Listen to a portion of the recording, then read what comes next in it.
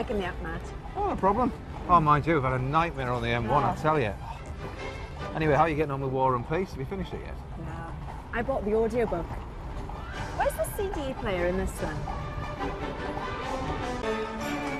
Hello! Well, hello, hello. And welcome to the last one show of the year with Alex Jones. And even though it's a Friday, we do have Matt Baker with us. Well, there we've already filmed the Country Bar Christmas special, so I thought I'd call in for half an hour if you don't mind. But anyway, listen, what an arrival this is. This is fantastic. Hello, everybody. Big thank you to Vinnie, King, Ringo and Moonlight, and thank you, Steve, for opening the door. And now let me grab your hand, my dears. Oh, yes, careful, careful. There we are. There we are. Now then. Yes, there is a reason to all of this, isn't there is, because our guests tonight are from brand new Russian epic War and Peace, which will be coming to your screens in the new year. Yes, now, one of them you might know as Downton's sweet and fashionable Lady Rose, who recently also starred as Cinderella. And the other played a very bad boy in Happy Valley and a very good vicar in Grantchester. Yes, please welcome from War and Peace, it's Lily James and James Norton! Hello. James, hello! Merry Christmas! Thank you, Merry Normally we're welcoming people in, but we've literally just arrived, so what have you got planned for the show? Oh, no, just kidding. Panic. Slight bit of panic there. But our arrival and the wintry surroundings, does it remind you of Russia? It does. The snow is a bit colder. This is... I shouldn't say this is fake snow, should I? Yeah. Mike, hang on, all though. real. I heard that you actually had a snow machine on set, did you not? Did you have a fake snow machine, or did it make real snow and blow it? Well, we had real snow at the start when we were first filming, and then it melted. And there was one scene where we were endeavouring to sort of sled through the snow, but it was mud and sludge. So, in a very British way, we carried on, but we had to reshoot with... basically felt like Parmesan. Well, we are looking forward... Sledging through cheese. I know how that feels. We're looking forward to hearing all about it during the show this evening. As James said, everybody knows 5 gold rings, because it's the big one, isn't it? Where you think, we've got to 5. Anyway, let's talk War and Peace. A beast of a book in terms of its size. Not many people finish it, but you committed, Lily, in between scenes on Downton. Now, how long did it take you? It took me a long while, but I knew I had the part for quite a long time, so I had the time to read it. And enjoyed it? I did. Well, that's the thing, because you'd actually accepted the role before you'd actually read the book then. Yeah, well, like, I'd read the screen. How long is this going to take to film? Yeah, no, I mean, the book it really is a masterpiece, and it's amazing that it is easy to read, isn't it? Yeah, well, the first 50 pages on, I think people get stuck. Because they give up. The first paragraph's in French, and then he introduces about 20 characters in about 3 pages. So I think most people get 50 pages in and go, I give up. Yeah. But then once you get over that hurdle, it becomes... We described it as a bit of a soap opera, because it's just loads of characters. Well, we've seen how you got hold. Did you keep that copy or not? No. No, I should. Actually, that copy, I think, crops up in the second series as well. All right. Yeah, which we just filmed. So, yeah, War and Peace, Happy Valley, there's a weird kind of symbiosis. Nice, it was meant to be. Meant to be. Now, while James and Lily have read all 500,000 words, well, James, we're not too sure, but he's done the first paragraph. Many have tried and failed to make it to the end of War and Peace, as we said. Yes, so we asked our resident Russian, UK media mogul and friend of the One Show, Yevgeny Lebedev, to read it for you. So here's Yevgeny's War and Peace in 2 minutes. I think Yevgeny's now going to go down in history in so many literature lessons. I don't think he even realises that. See, Lily, you didn't need to read the whole thing. I know. We had it all there for you. I wouldn't have if I'd known. So your character's Natasha, and all the men basically fall for her. So what is it then about Natasha, do you think, that makes them go weak at the knees? I think it's that she is just so open. Her heart is just beating, and she's... longing for love leads her into all sorts of trouble and a lot of heartache. James, on the other hand, I mean, Prince Andrei, he's a tortured soul, isn't he? I mean, it's heavy stuff. Was that quite difficult for you to sort of play the whole time, that kind of the dark side of this bloke? Well, he's miserable, isn't he? Really? Yeah, he's really fed up. With the Russian winter. Yeah, there's a lot going on in Prince Andrei, and so it was great to sort of take on the challenge, but it was a challenge. Are you one of these kind of method actors, though, that kind of gets, you know, you're grumpy the whole time, or are you sort of snapping in and out of character as you go through? Very grumpy. Yeah, maybe that's a question for you, yeah. No. It was all right, it was fun. Was it fun, I said? Yeah, I loved it. And if anything, I have quite a smiley disposition, I think. Yeah. The director was always telling him not to smile. Oh, was he? The regular piece of direction I get from behind the monitor was, James, stop smiling! So I was like, all right, then. Well, shall we have a look? Well, yes, let's see James as Prince Andre, desperate to get into battle. So, I mean, it was all filmed, wasn't it? Russia, Latvia. How did those locations actually help you? oh, magical. Yeah. Magical, yeah. There was one particular moment when Lily and I were waltzing in Catherine the Great's summer palace, and this huge kind of... As you do. Gold room. Yeah. I mean, look at the place It's there. so Yeah, Look, yeah. you couldn't. Your eyes were blind. It was amazing. What a lovely phrase. I know, with Whitney Houston as our son. Yeah. It's a privilege, I suppose, to spend 6 months filming in these beautiful places with an amazing cast. Yeah. Ade Edmondson and the Gillian Anderson. And you described it, James, as being on holiday with like a sports team, Oh, I apparently. did. Yeah. What was a typical night after filming like? We did. We had a little karaoke. Lily gave us her best Bohemian Rhapsody one night. And, Then I couldn't talk the next day. yeah. St. Petersburg was a lot of fun because we were all out at the same time, and we were staying in the same hotel, and it was we were all very overexcited because it's such a special place. And it's the 3rd of January it starts, isn't it? BBC One, 9 o'clock. Yeah. I'm sure Yevgeny's little piece will actually be played just before it airs, actually. But thinking ahead to Downton as well, the Christmas special, because your character went away, got married, so are you going to be watching yourself on Christmas Day? Yes. Oh, you are? I might save you it might for be. Boxing Day. No, All right. we'll see. But I'm so excited about it. It's going to just be such a wonderful ending, and So that means you're back. What's this back? I am back.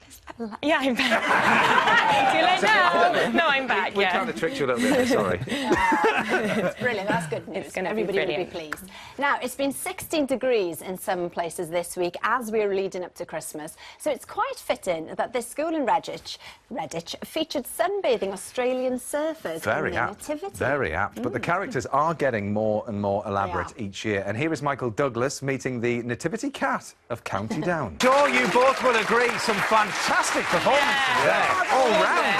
I think it's wonderful. Oh, nice. Oh. Now then, the people in our audience tonight aren't just feeling Christmassy. Oh, no. They were born Christmassy. They were, quite literally. Now, all of their surnames have something to do with Christmas. So, Lily and James, we would like you to see if you can guess what their surname is on our very festive quickfire name game. Right, okay. So, our first couple are named after something you'd normally put your feet into, but at Christmas time, you'd fill it with satsumas and maybe other little presents. Stocking. They are the Stockings family. Lovely. Now, yes, Joanna, step forward, please. Joanna. Now, our next person, Joanna, her namesake likes mince pies, a glass of sherry, and has lots of little helpers. So what is Joanna's surname? Father Santa? Santa! Joanna Santa! Father Christmas. That's a weird name. You're better than you thought, James. I'm good at it. Our next family are named after an animal that has a very shiny nose. Rudolph.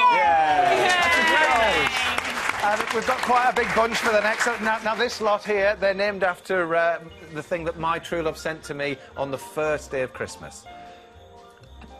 Partridge. Partridge.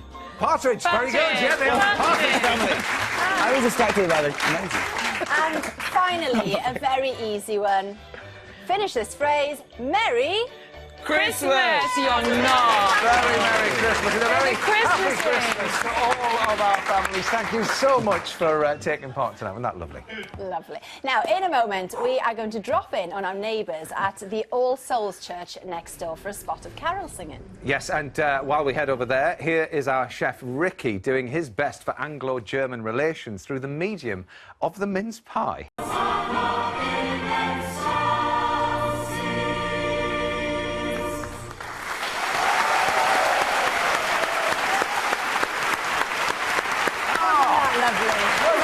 And a big thank you to All Souls Church for giving us such a lovely welcome back again this year. More carols on their way. And in the interest of neighbourliness, well, we've got Lily and James over there handing out the mince pies. So help yourself. Yeah, pastry pies on those. Now, we're also joined by some youngsters who have been part of the One Show family this year. Let's welcome, shall we, Team Rickshaw, ladies and gentlemen. Team Rickshaw and hello here, Shanali. Now, this is Shanali, somebody I met while you were all out on the road. Yes. And Shanali, you've benefited, haven't you, from children in need in the past? Yeah. Now, we have raised an awful lot of money, as you know, this year. Yeah. So, a little message for the people at home who've donated. What would you like to say to them?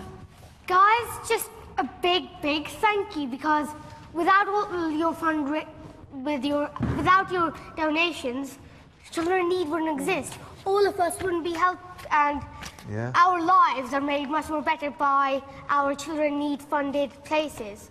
And just a big thank you. You are fantastic.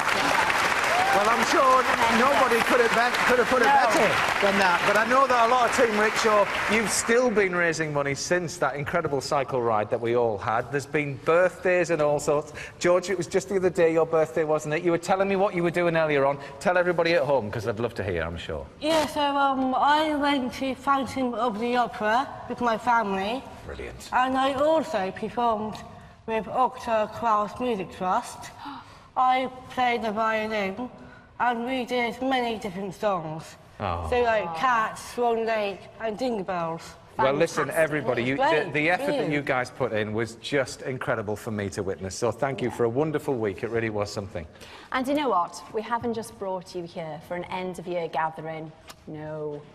Since we saw you, the total has raised significantly since November. Yeah, I know how surprised we were on that Children in Need night, but listen, to everybody that has donated and to everybody who did their bit for this year's Rickshaw Challenge, we would like to announce that the challenge has raised, to date, an unexpected, a life-changing and overwhelming £4,115,536. That's it! This year's challenge! Over 4 million! Well done. Great news, isn't it? Great news. Reverend Team, if you'd just like to come and join us here, thank you so much for having us this evening. And charity really does bring different religions together, doesn't it? I think so. I mean, Sean and I were chatting before the show, and he was telling me how charitable giving's one of the pillars of his Islamic faith. It's central to Christian living. Something like Children in Need appeals to common humanity, I think. I mean, that was a phenomenal total. Huge. And I suspect the people who gave came from all faiths and none. Yes, and that's at the heart of the Christmas message that you would like to give.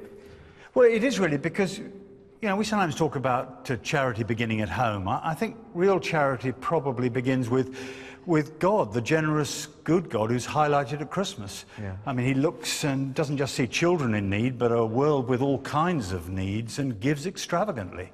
Not a check, but he gives himself, Jesus. And that's the heartbeat of Christian giving. We don't give so that God will give to us.